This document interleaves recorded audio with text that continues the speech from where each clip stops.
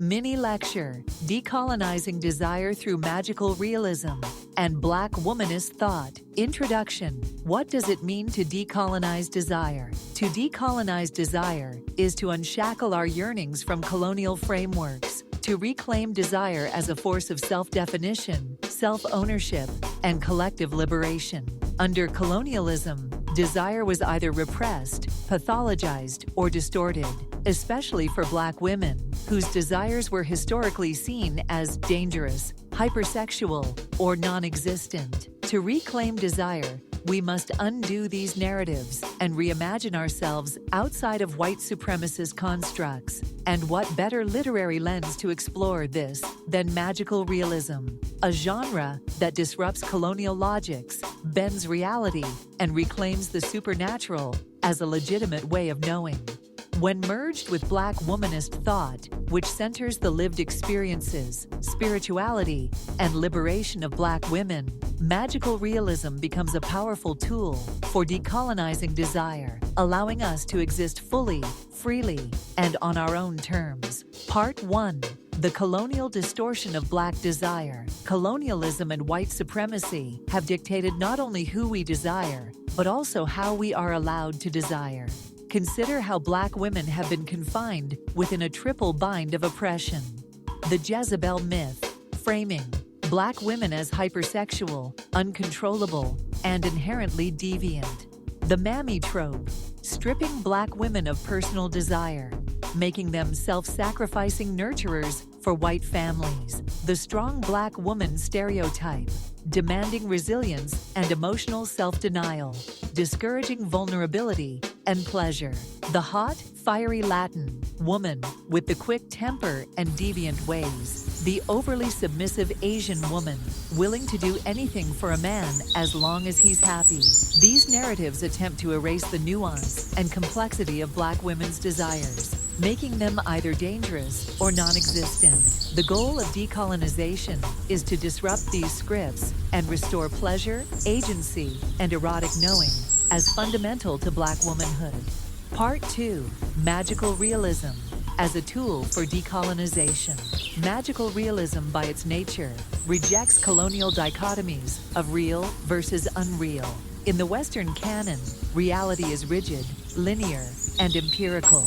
But in magical realism, the supernatural, the ancestral, and the mythical exist alongside the material world as truth. This mirrors Black and Indigenous worldviews, where spirituality, ancestral memory, and dreamscapes are valid sources of knowledge. In the context of decolonizing desire, magical realism allows us to reclaim the erotic as supernatural knowledge, blur the line between flesh and spirit, making desire a divine act, create alternative realities where Black women's pleasure is sacred, unquestioned, and abundant. For example, in Toni Morrison's Beloved, desire transcends time and space, moving through the spectral presence of Beloved herself, forcing Seth to confront the ways her body and desires have been stolen from her.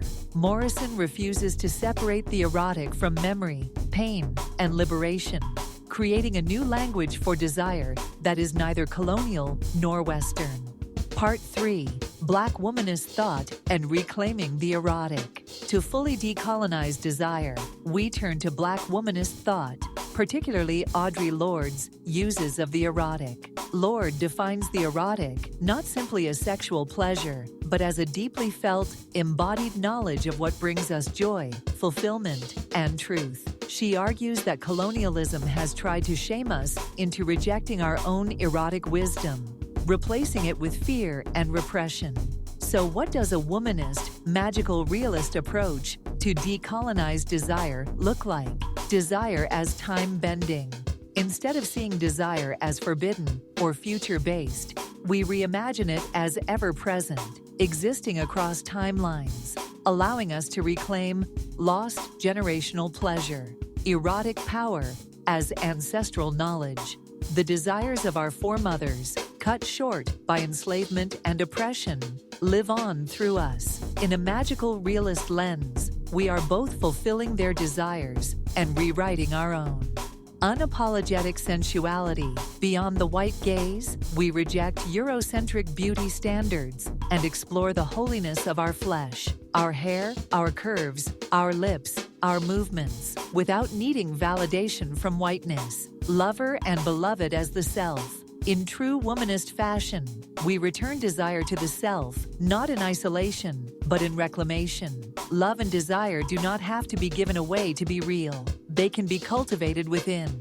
Closing. The call to reimagine. Desire. To decolonize desire, we must reclaim pleasure as a birthright. Remove desire from capitalist, heteropatriarchal frameworks. Use magical realism to break the false boundaries between spirit, body, and erotic truth. Honor our womanist ancestors who dreamed of a world where our desires were not just tolerated, but celebrated. Decolonized desire is radical. It is an act of reclamation. It is a return